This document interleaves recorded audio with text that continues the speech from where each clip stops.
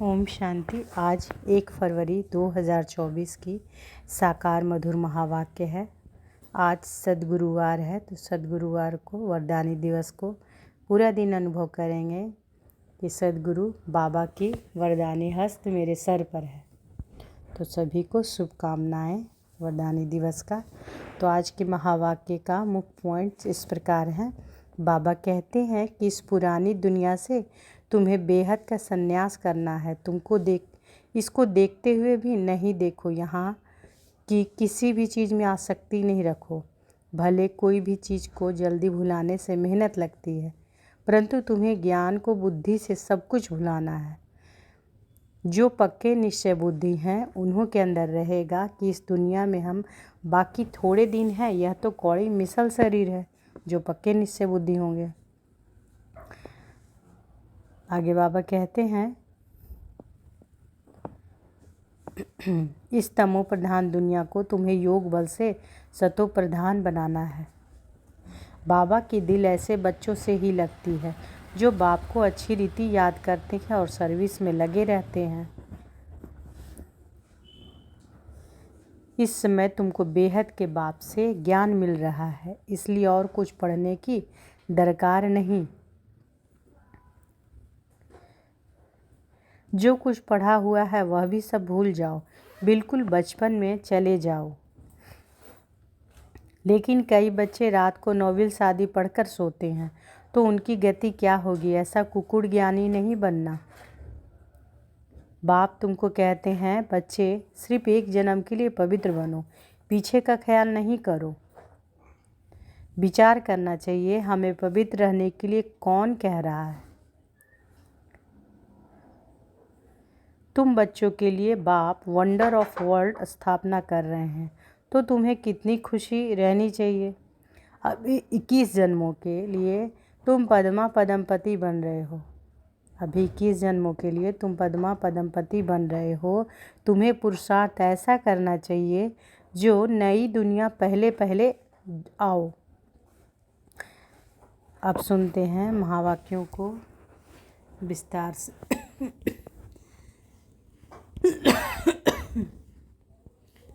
बाबा कहते हैं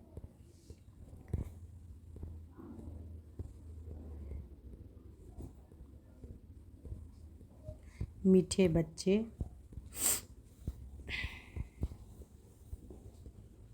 अब तक जो कुछ पढ़ा है वह सब भूल जाओ, एकदम बचपन में चले जाओ, तब इस रूहानी पढ़ाई में पास हो सकेंगे। प्रश्न है, जिन बच्चों को दिव्य बुद्धि मिली है उनकी निशानी क्या होगी। उत्तर है, वे बच्चे इस पुरानी दुनिया को इन आँखों से देखते हुए भी नहीं देखेंगे। उनकी बुद्धि में सदा रहता है कि यह पुरानी दुनिया खत्म हुई कि हुई। यह शरीर भी पुराना तमो प्रधान है, तो आत्मा भी तमो प्रधान है, इनसे क्या प्रीत करे। ऐसे दिव्य बुद्धि वाले बच्चों से ही बाप की भी दिल लगती है। ऐसे बच्चे ही बाप की याद में निरंतर रह सकते हैं, सेवा भी आगे जा सकते हैं, सेवा में भी आगे जा सकते हैं। ओम शांति। मीठे मीठे रूहानी बच्चों को रूहानी बाप समझाते हैं। जैसे हद के सन्यासी हैं, वह घर बार छोड़ देते हैं क्योंकि वह समझते हैं कि हम ब्रह्म में लीन हो जाएंगे, इसलिए दुनिया से आसक्ति छोड़नी चाहिए। अभ्यास भी ऐसे करते होंगे, जाकर एकांत में रहते हैं। वह है हठ योगी तत्वज्ञानी। समझते हैं ब्रह्म में लीन हो जाएंगे, इसलिए ममत मिटाने के लिए घर बार को छोड़ देते हैं। वैराग्य आ जाता है, परंतु फट से ममत तो नहीं मिटता। स्त्री बच्चे आदि याद आते रहते हैं। यहाँ तो तुमको ज्ञान की बुद्धि से सब कुछ भुलाना होता है। कोई भी चीज़ जल्दी नहीं भूलती। अभी तुम यह बेहद का संन्यास करते हो।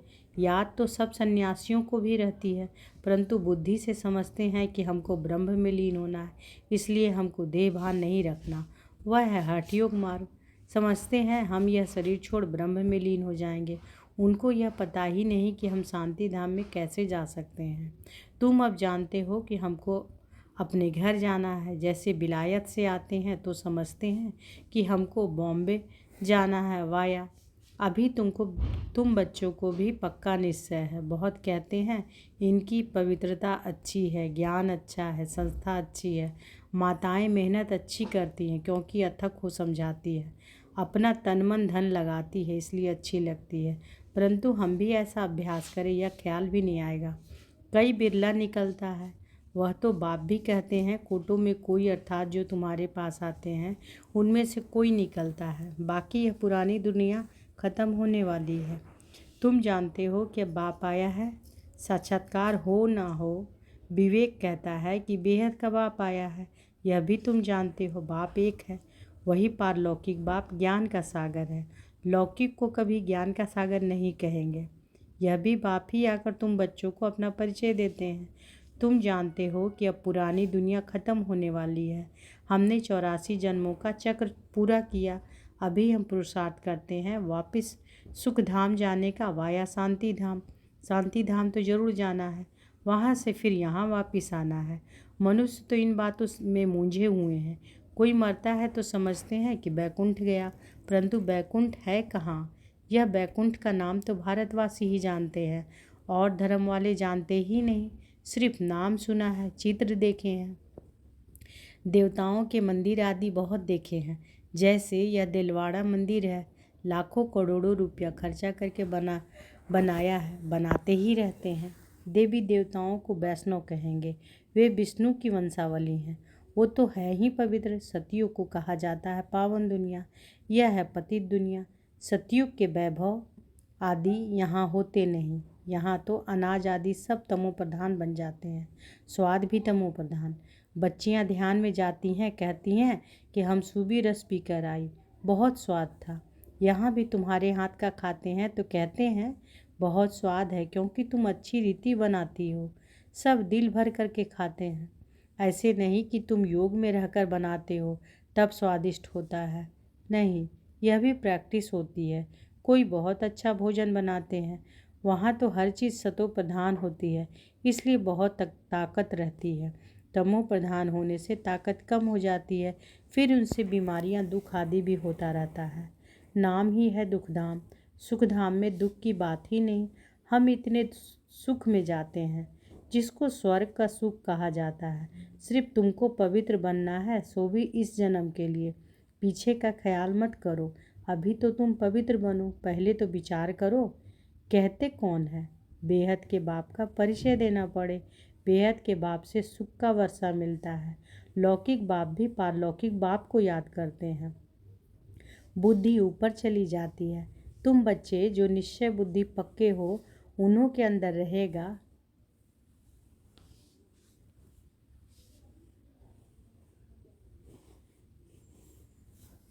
इस दुनिया में हम बाकी थोड़े दिन हैं। यह तो कौड़ी मिसल शरीर है, आत्मा भी कौड़ी मिसल बन पड़ी है। इसको वैराग्य कहा जाता है। अभी तुम बच्चे ड्रामा को जान चुके हो। भक्ति मार्ग का पाठ चलना ही है। सब भक्ति में है, नफरत की दरकार नहीं। सन्यासी खुद नफरत दिलाते हैं, घर में सब दुखी हो जाते हैं।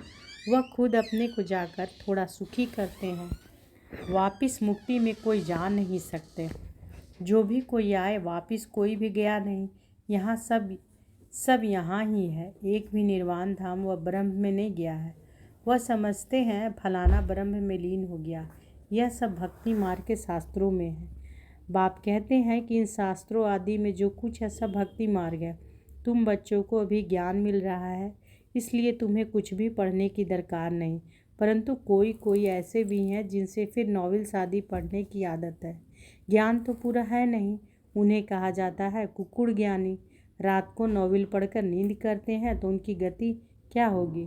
यहाँ तो बाप कहते हैं कि जो कुछ पढ़े हो सब भूल जाओ, इस रूहानी पढ़ाई में लग जाओ। यहाँ तो भगवान पढ़ाते हैं जिससे तुम देवता बन जाएंगे 21 जन्मों के लिए। बाकी जो कुछ पढ़े हो वह सब भुलाना पड़े।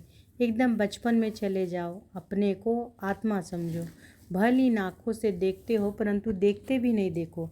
तुम्हें दिव्य दृष्टि, दिव्य बुद्धि मिली है तो समझते हो कि यह सारी पुरानी दुनिया है, यह ख़त्म हो जानी है। यह सब कब्रिस्तानी है, उनसे क्या दिल लगाएंगे? अभी परिस्तानी बनना है। तुम अब कब्रिस्तान और परिस्तान के बीच में बैठे हो। परिस्तान अभी बन रहा है, अभी बैठे हैं पुरानी दुनिया में, परंतु बीच में बुद्धि का योग वहाँ चला गया है। तुम पुरुषार्थ ही नई दुनिया के लिए कर रहे हो। अभी बीच में बैठे हो पुरुषोत्तम बनने के लिए। इस पुरुषोत्तम संगम युग का भी किसी को पता नहीं। पुरुषोत्तम मास, पुरुषोत्तम वर्ष का भी अर्थ नहीं समझते। पुरुषोत्तम संगम युग का टाइम बहुत थोड़ा मिला हुआ है। देरी से यूनिवर्सिटी में आएंगे तो बहुत मेहनत करनी पड़ेगी। याद बहुत मुश्किल ठहरती है, माया बिघन डालती रहती है।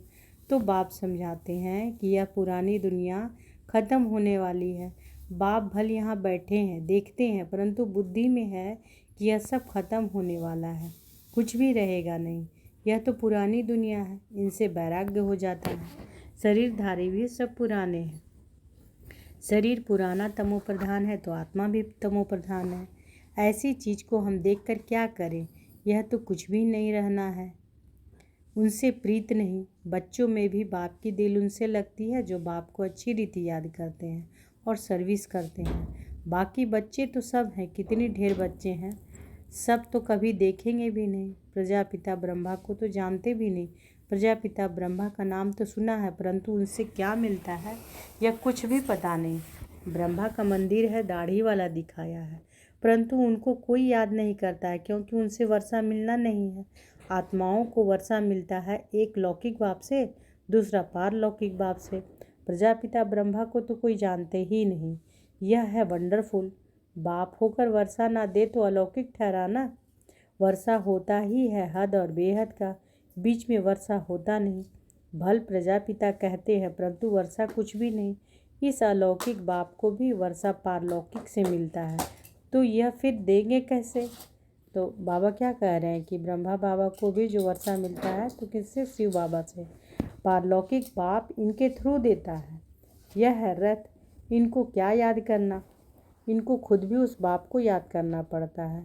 वह लोग समझते हैं कि यह ब्रह्मा को ही परमात्मा समझते हैं, परंतु हमको वर्षा इनसे नहीं मिलता है। वर्षा तो शिव बाबा से मिलता है।